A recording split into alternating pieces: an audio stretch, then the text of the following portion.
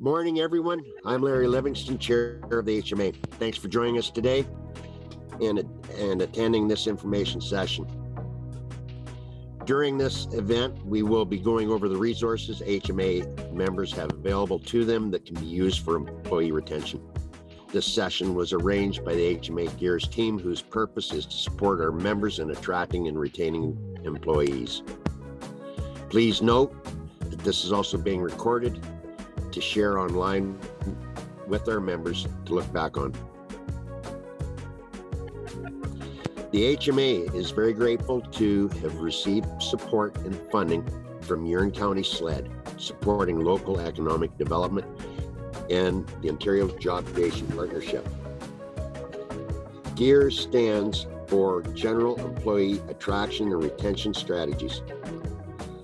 The GEARS team was hired specifically to support our Huron County manufacturers with their attraction and retention of employees. They work on gathering resources and creating programs to share with our members, and today we will review a small part of their work with you all. To wrap up our introduction, today we have 4 short presentations about just touching on the numerous resources available to our members. Our guest, Ryan Burwell of 21 Toys, will present first, followed by Jason Wilson of Connect2Skills. Then Carly Clendenning and Megan Corsani of our HMA GEARS team will speak.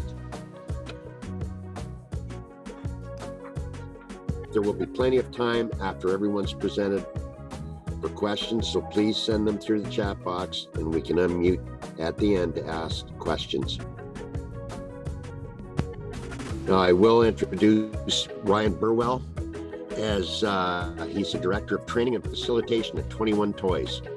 It's an award-winning learning and development company that provides training to organizations across the globe. He and his colleagues use play to teach human-centered skills like empathy, communication, and collaboration. And he's excited to show you how.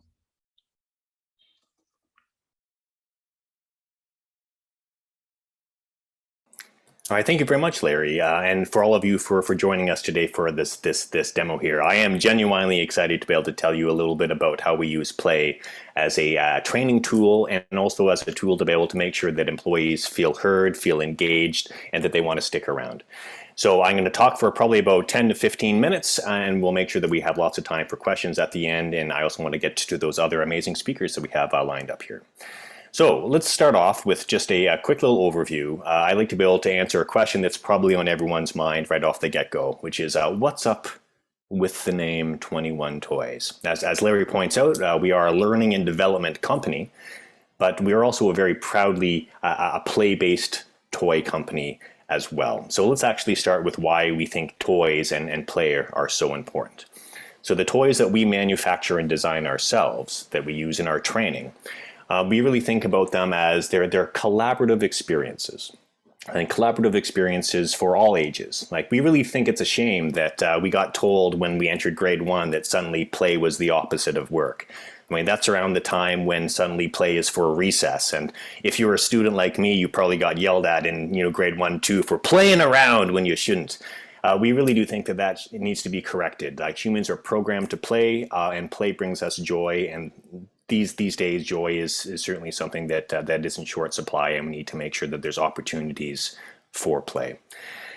Play in the appropriate training context is also a really powerful vehicle to be able to teach the skills necessary for success in the weird and wacky 21st century that all of us find ourselves in right now. So when we talk about 21st century skills, we're talking about skills necessary to deal with uncertainty, with the ability to be able to form connection with beings and understand them.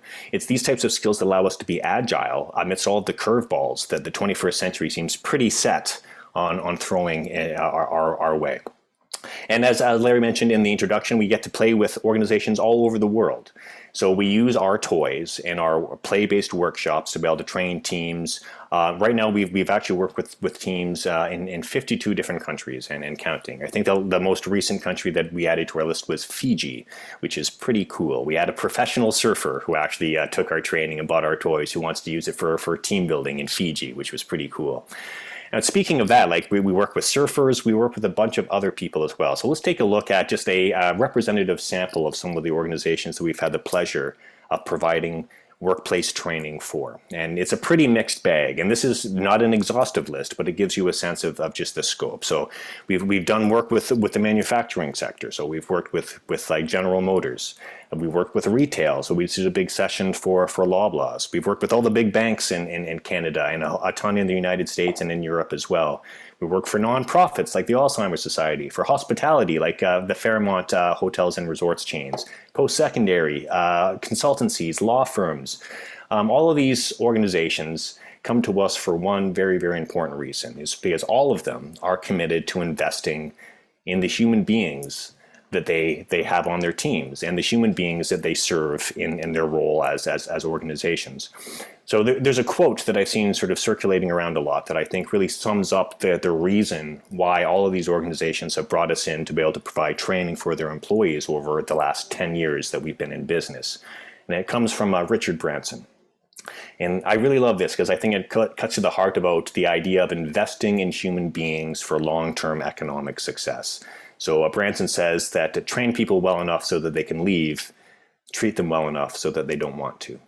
So this idea of investing in people, making sure that their capacity grows, but also seeing them as holistic human beings and supporting them as human beings that aren't just their job. There's more capacity in them than their initial job description contains.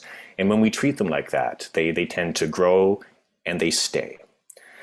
So let's talk a little bit about a specific example of who we work with here. So that's us in general. We're a proudly play-based company that works with a very wide variety of organizations all over the world. One organization that I'm particularly excited to be able to just give you a little bit more details is our work that we've done with the Labor Market Planning Board in the 4 counties. So we've had the pleasure of working with the 4 County Labor Market Planning Board before the pandemic. Like we did a bunch of in-person session with them. And then since we've all sort of been consigned to being the Brady Bunch on screens these days, we continue to work with them. In fact, we're just about to do our 10th workshop fully online for the Connect2Skills program that Jason is going to speak more about right after me. So let me show you what happens in one of those 90-minute online empathy toy workshops, what type of activities to be able to expect in a training like this. So when we lead these sessions for 4 County, we're leading our empathy toy sessions. So this is a picture of the empathy toy. So the best way I could describe the empathy toy is that it's a collaborative puzzle that can only be solved when players clearly understand each other. Now, it's a very diverse and open-ended tool. So there's dozens of different games you can play with it. And there are thousands of different actual structures that you can create out of these same pieces. So this photograph is actually one of 9,000 unique things you can create with these wooden blocks. And the way we like to start off with the sessions that we've been running for the Connect2Skills program is with a little warm-up activity, which, if you'll allow me, I would like you to participate in right now. It only takes about 30 seconds. So can I actually just get a sense, because we're all on mute here, I know we're saving internet right here, but how many people want to play a 30-second game? Can I just get like a thumbs up or like maybe a woo for anyone who wants to play?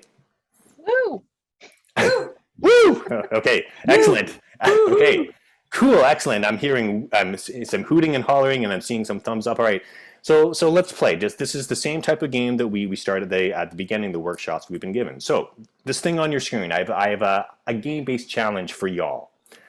All I want you to do is describe what you see. So in a moment, I want you to put your description, and there's no right or wrong answer. I want you to describe how you would explain what you're looking at right now in the chat window.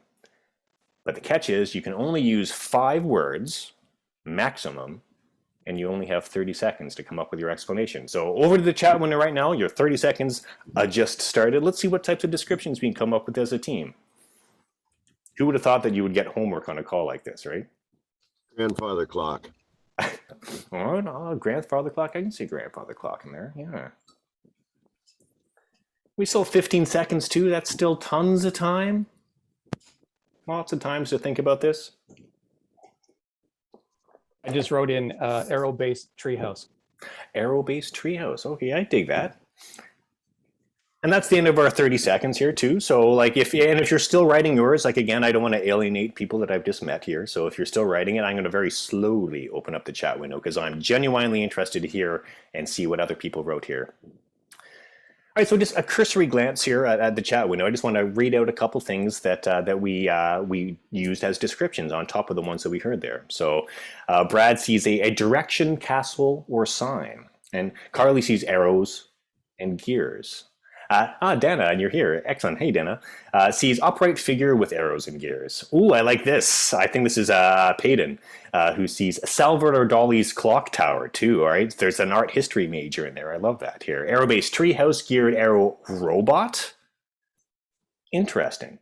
So one of the things I'd like to be able to highlight about the things that you all just shared with me, like number one, this is clearly a fun group. I mean, the type of fun, creative descriptions that you have just makes my heart sing. So thank you for that. Beyond the fun that you had with this, I just want to emphasize something to you that I always emphasize at the start of these sessions that we run for in employees as well, is that each of us all sees and experiences the world differently. I mean, that's why we use different language to describe the exact same thing. And we each notice different details. Some of us noticed the materials. Some of us noticed that it's like arrows and cogs. Some people noticed that it's wood. Some people focused on the more metaphoric side of things. It's like a Salvador Dali painting, or it looks like a clock. This difference is extremely important. Number one, when we do our trainings, we emphasize that it's important for team members and leaders and just colleagues in general to go into every interaction that they have with their team and their peers, expecting that we all experience the world a little bit differently. Because if I'm looking for that difference, I can find ways to best leverage that difference. I mean, think about like if we put all those things together that you all said, we would have a much more comprehensive, nuanced, and holistic description of this thing in just 30 seconds than any one person would have been able to do on their own. I mean, this is why we have teams, is we all bring something unique to the team. On the other side of things, though, it's also important for us to recognize the challenge and inherent in the fact that we all see the world differently. When we all see the world differently, there's going to be misunderstanding. There's going to be emotions that are connected to that. If I don't feel like I'm being understood, I mean, like that's a reason why someone leaves a team too, is they don't feel like their perspective is being given a fair shake, or they feel like they're not being heard, or they're not being understood. And very rarely do people go out of their way to try to ignore someone's perspective. It's just we are so focused on living between our own ears that we forget that there's other perspectives out there. Like academically, we know that we're all different. But when we're confronted with that difference, sometimes we don't always deal with that in a healthy way. And this is why we are 21 Toys, and the training that we provide is playful, because we want to have conversations like this about what do we do when we're not being understood, or how do we actually, maybe park our emotional reaction to not being understood and look at the real reason why I'm not being understood, acknowledging, for example, that we're all different people. And we use play to have the safety to do that.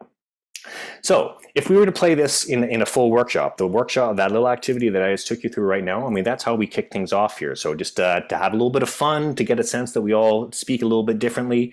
And then that lays the scene, or sets the table for sort of the main event here. So here's the type of game that we would play following that in a typical 90-minute empathy toy workshop. In a typical 90-minute empathy toy workshop, we would have two distinct types of players are necessary for the next game that we would play. So one or more of those players could play the role as what we call a builder.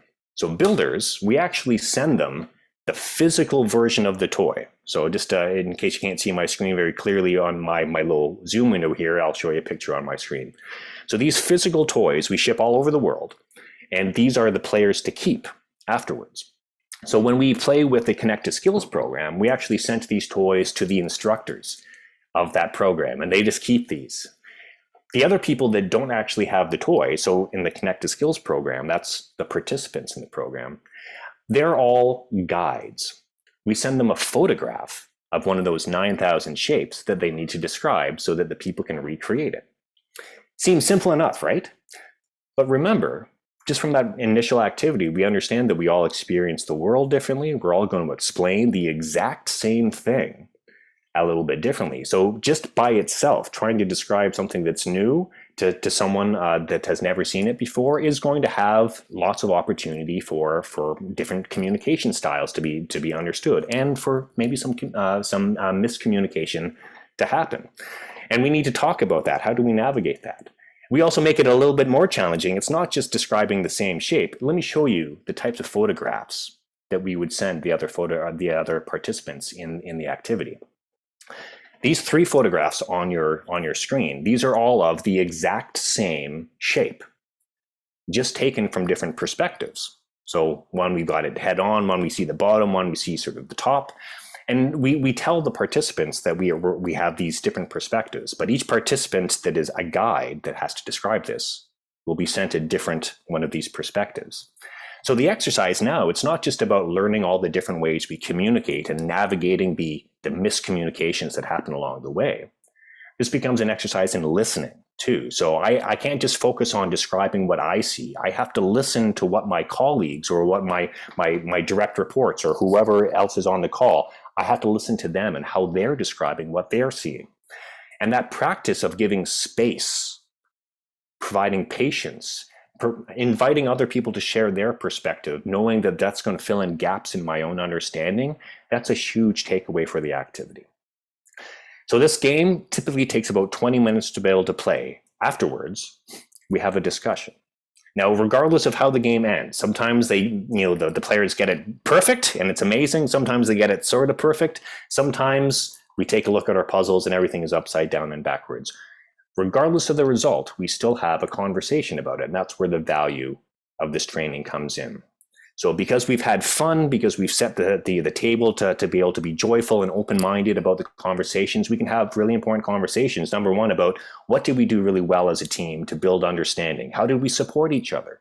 What type of questions did we ask to make sure that we were all hearing the same information in the same way? How do we pivot our approach when things weren't working? After we've had that conversation, we have conversations about struggles. Like, let's have a candid conversation about, like, you know what, that didn't work for me. Or like, I wish we had done this a little bit differently. Or here's a habit that, I always have when I'm communicating that I need to be mindful of. And again, we're in a positive headspace, so we can have those candid conversations about how will I act a little bit differently to improve my collaboration and understanding the next time I'm working with someone. And that really is this last question, and this is how we always conclude our workshops, is, well, what are the habits that you want to build? This exercise is not about getting really good at assembling pieces of wood. Like, if you get really good at putting pieces of wood together, all the power to you. That's not the goal, though. The goal here is to be able to use this activity as a metaphor or as a way to be able to examine other ways that we can better collaborate and understand each other. And that's how we always conclude the workshop. What are you going to do when you go back to your work? What the next time that you're collaborating with people? How will you apply some of the insights that we've actually had? So I'll conclude by just talking about the different ways that we can play the same game, because each workshop that we give is always tailored to the specific audience that we are supporting here. We want to make sure that it fits their needs and fits the where they're at in terms of how they're collaborating right now. But let me give you some ideas about how we can play around with the game that I just described here. So what if we were to play that game? We have some people with toys, some people with pictures. But what if we turned off the web cameras?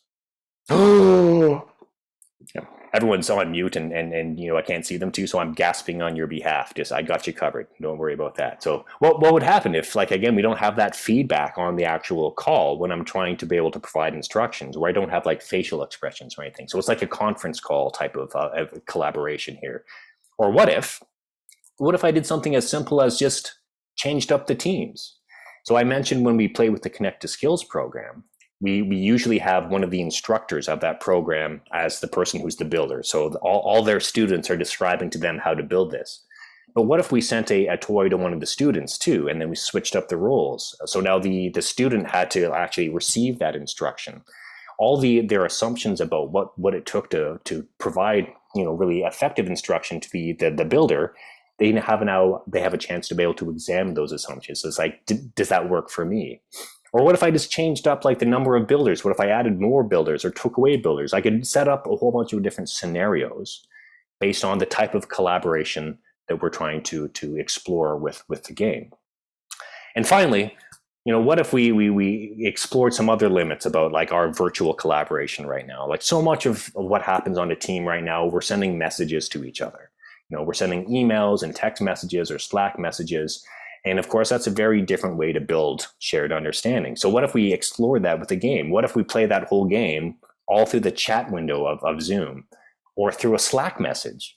What will we need to change about how we communicate to still have that shared understanding created when we don't even have tone of voice as a guide for how people are doing?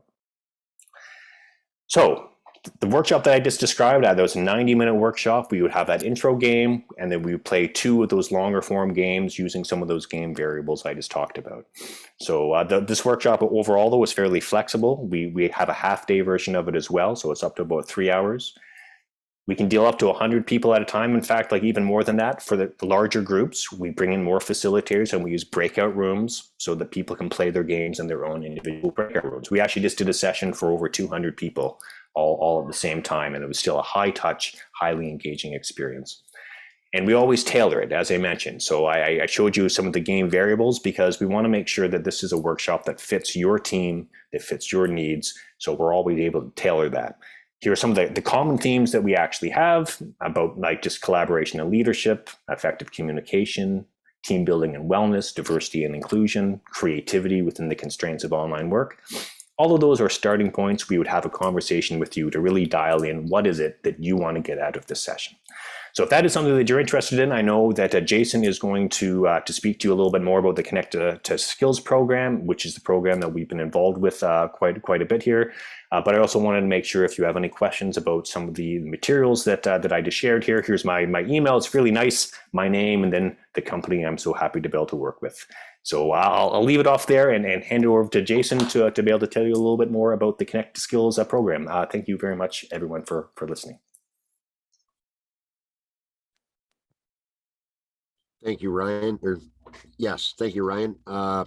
These days of cross-company team building and employee work balance, it sounds like your program definitely gives another outlet or venue to our manufacturers and whatnot to explore for employee retention. Definitely as far as the work balance, it will help share, I'm sure, the different perspectives to the employers. Next up, I guess we have Jason from Connect2Skills. Jason Wilson is a programming coordinator at Connect2Skills, a company that connects job seekers and employers to employment and training opportunities. Jason has over 20 years experience in manufacturing and recruitment and has been in his current role for 2 years. Through Connect2Skills, he and his colleagues support clients in reaching employment goals in Erie and Perth counties and Grey Bruce. He is here today to talk about the multiple engaging programs Connect2Skills offers.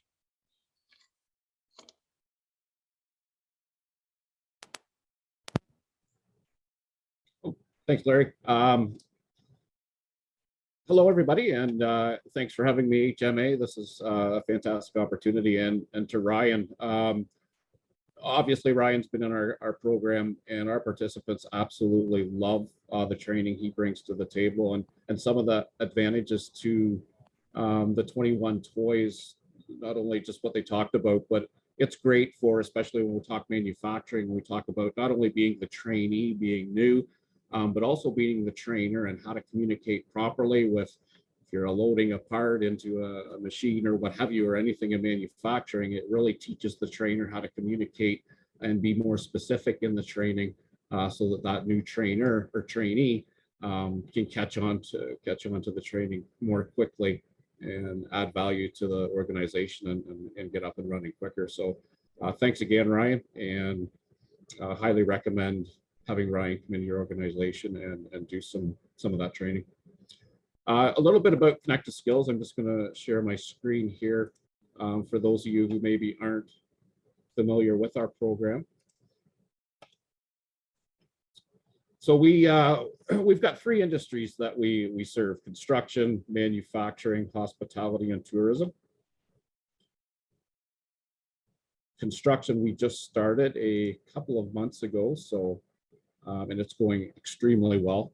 We've done a lot of training up north in Owen Sound area. We've got a current cohort that we're going to be doing more training up there as well. There seems to be a huge need for construction people up there, so it's been good. Here's some of our contacts, program coordinators. We've got Ray's and myself, Stacy Feldskoff and Lee, and they're looking after the hospitality and tourism, and for now it's me for manufacturing.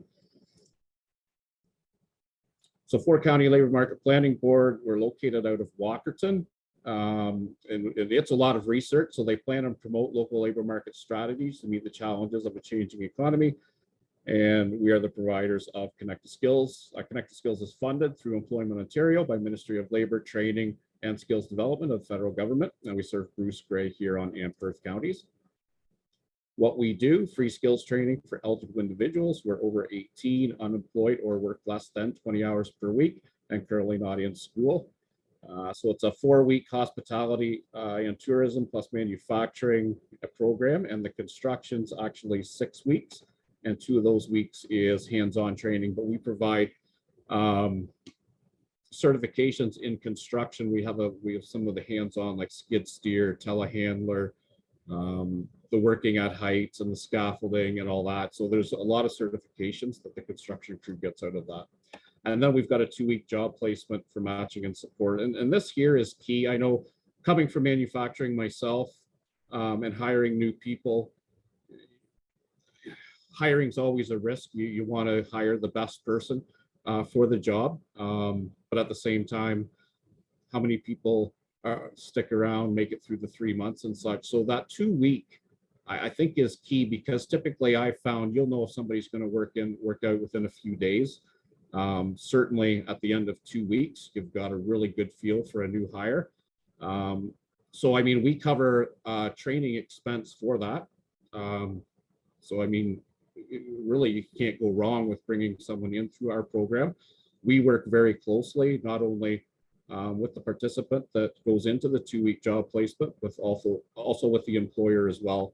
So, I mean, if there's any concerns you were having within that 2 weeks, you just reach out to myself, have that conversation with them, ask questions, and then, provide feedback to the employer if there's any feedback to give and stuff like that, and really try and get them on track for that 2-week placement. So essential skills training up to 1 year. So we work very closely with them for the full 12 months. So what we offer is essential skills training, effective communication and teamwork, critical thinking and problem solving, organizational and planning skills, reading, document use, which is just some. And we obviously have more to our training program.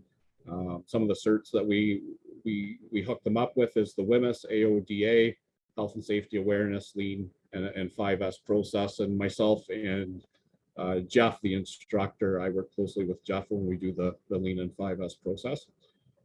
Again, the job placement. So we pay you up to $1,000 for training if you bring someone on through us through the 2-week job placement. So I mean, it's a pretty good deal. I know when I was in manufacturing, I would have been all over something like that if you're going to help provide the cost of training over a 2-week period. And again, after 2 weeks, you typically have a good idea if that person's going to work out or if they're not. Up to 12 months of coaching and support, again, for the job search, interview skills. We help them with their resume, and also the job readiness and mental health support. We do have work with a counselor, and we provide counseling services to our participants as well. And we do incumbent as well. So the incumbent training is obviously your current staff, general labor roles, supervisor, team leaders, and those roles. We also have leadership training as part of the incumbent.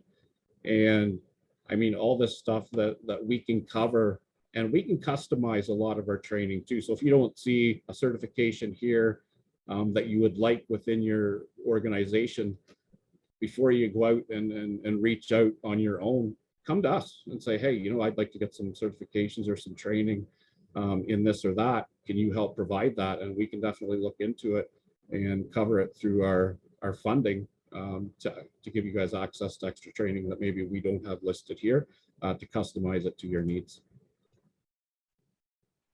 Participant requirements, so obviously they have to be available for the 4 to 6 weeks. They have to be able to attend all classes. So our message to them when they start a training program is treat it like work. Expectations is they show up every day and participate in the classes. And then myself, it's my job to advocate on their behalf when I do reach out to employers. And it's very important that, you know, as long as they can abide by these expectations that we have on them, no different than the workplace, then I can certainly put in a positive recommendation for them.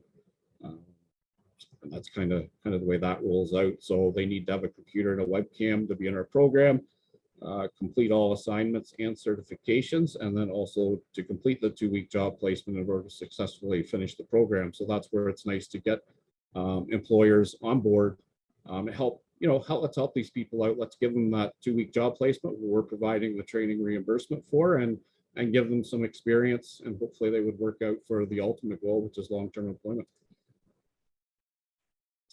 So our target groups are persons who want to join the labor force in the fields of hospitality, tourism, manufacturing, and construction, individuals concerned about entering or rejoining the labor force, people with no prior knowledge, skills, or experience in the field. I know when I first started at Toyota, I really loved their philosophy that they actually, their hiring preference was people with no manufacturing experience. That way they were able to train them the Toyota way. They didn't bring any bad habits into the factory, and they had a great training program, onboarding program. And people were trained standardized work instructions. You follow those. You had a key trainer for 2 weeks, and people were up and running after that 2 weeks, and it was very efficient. So we want people who are motivated to change their career path or explore a new industry, and persons who need to find a new job due to life changes or health issues. So, and just different ways to apply. Any questions? No, I think we're good for now. We do have questions at the end, so maybe someone will think of something in the meantime. Thank you very much, Jason. Excellent presentation. We've been involved with the 4-county labor market for quite some time. We've been partnered with them, and this is a good complement to our toolbox for our membership. And your presentation was quite comprehensive. Thanks again. Our next speakers will be Carly, sharing information on our employee recognition program.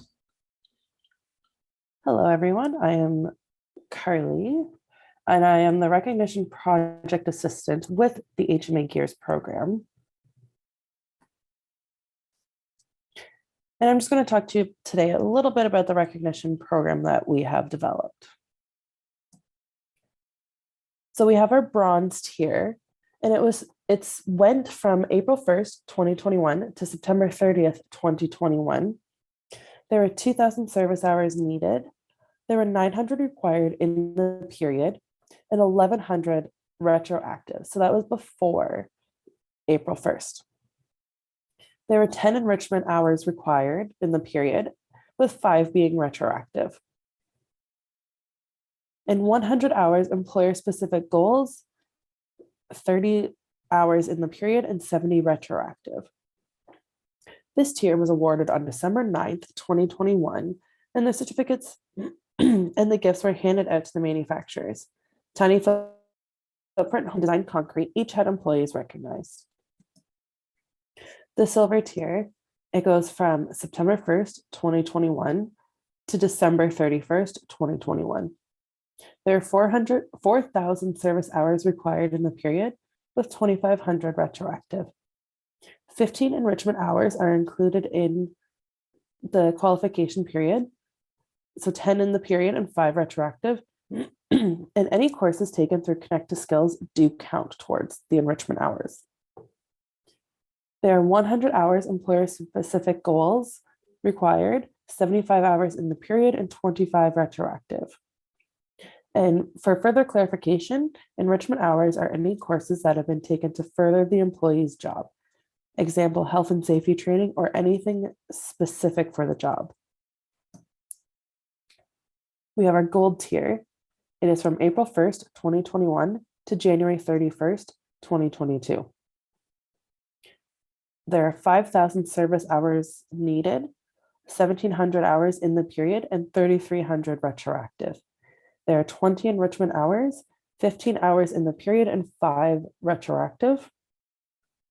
And there are 150 hours of employer-specific goals, 100 hours in the period, and 50 retroactive. And we have our platinum tier. It is from April 1st, 2021 to February 28th, 2022. There are 7,000 service hours needed, 1,900 hours in the period, and 5,100 retroactive.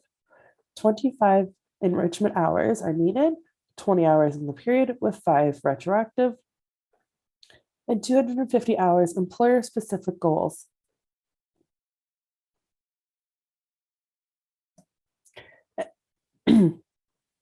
And there will be, this final page will be posted on the website for anybody who wants to know for any further clarification.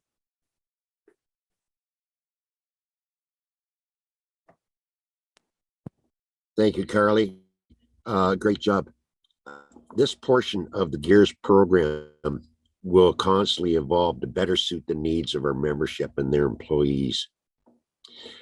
Now, for our final presentation, Megan will remind us of the HMA Toolbox, where you'll be able to find more information about all the programs we've seen today.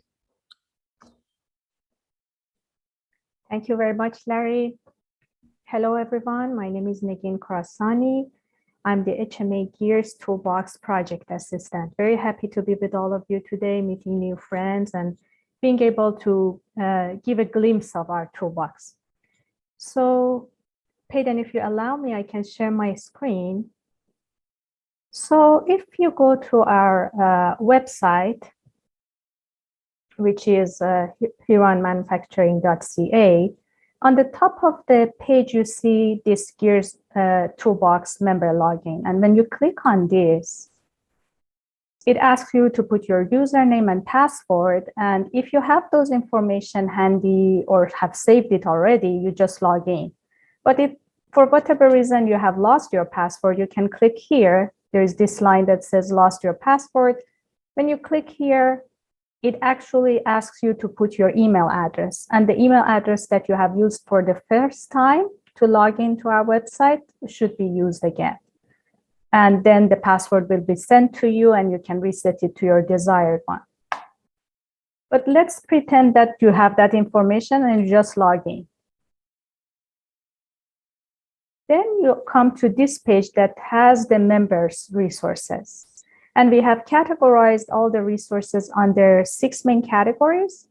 One is attraction and recruitment, the other one employee retention, that we will dive deeper into this for today's session. Training and mentorship. Mentorship is another one. You can find actually Connect2Skills, some of their trainings here, and much more. Performance and recognition is another category that we have. And our recognition program that Carly talked about, you can find here. Health and happiness, which includes mental and physical health, is another category. Employer support is all the support that an employer needs. Now, because the focus of our session is employee retention, let's go to this category. So under this category, we have 5 subcategories, as you can see. One of the important aspects of retention is benefits and perks. And if you go to this part, you can find resources on why it is important, best practices, and so on and so forth. Career development is another important aspect of retention and can motivate employees to stay with an employer and develop their skills. And here again, you find some of the Connect2Skills trainings. In leadership training may seem more interesting for leaders and managers and employers. but the reality is the result of those trainings reflects on the work culture and the organizational behavior that we make, and ultimately affects the experience of employers and contributes to employee retention. Surveys and interviews are important tools to engage with employees and understand what they like and what they don't like. Let's, for example, go to this subcategory to see how it looks and how we can navigate our way here. So employee engagement surveys are one category of surveys we have. Stay surveys and exit interviews and surveys is the third one. Because even when employees are leaving, we still can learn from this experience and see what has been some of the reasons that has resulted into their leaving their employer. Not only we can find out about why each one of these tools are important and the best practices on each, you can also find some actual surveys that could be utilized. The last but not least is transportation options, which is another subcategory under employee retention, because the truth is, that the smoother the commute of an employee to their work, their overall feeling and experience with their work would be different. So the same kind of subcategories and resources are under each one of these main categories that I highly recommend you to take your time and explore each one of them. And please feel free to reach out to me with any question or any comment you may have. I'd be happy to receive your email and answer those questions. Thank you very much.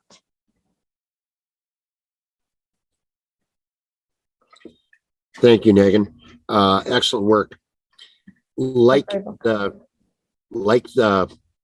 awards portion of the GEARS program, this is constantly in a state of evolution. As stuff becomes available to us, we are more than happy to share. It goes in the toolbox for anybody else to access. And happy hunting. We're doing the best we can to provide you with the material that you need to be successful. Before we finish today, I'd like to extend our gratitude to guest speakers Ryan and Jason for taking the time to share their work with us. 21 Toys and Connect2Skills both offer amazing programs that support employee learning and can bring value to the teams of our HMA members. Thanks also to Carly and Megan for reminding us of the work GEARS does for our members. And finally, thank you all for joining us this morning and your continued support of the HMA. Hopefully everyone watching will take advantage of the resources I've seen here. At this time, you're open to any questions or comments. We'd be happy to take them now. And thank you all for joining us and your continued support.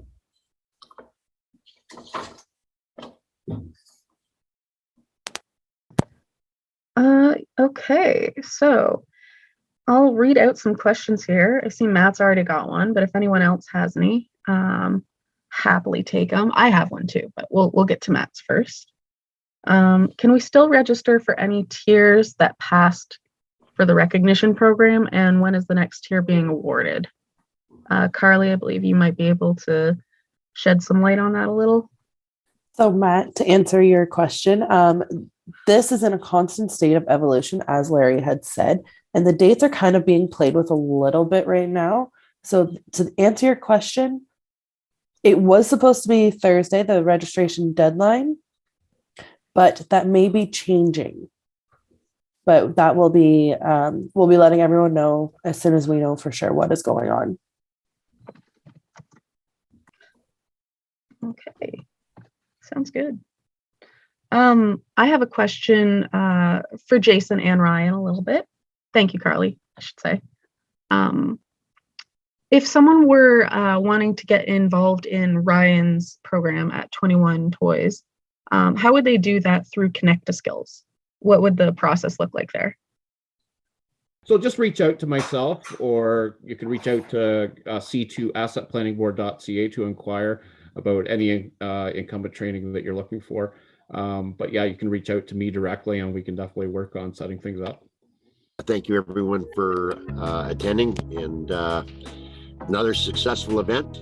We would like to see a few more participants, but we'll take what we can get. It's a growing process, and it's like our programs, it's in a constant state of evolution. Thanks again, and everybody have a great day.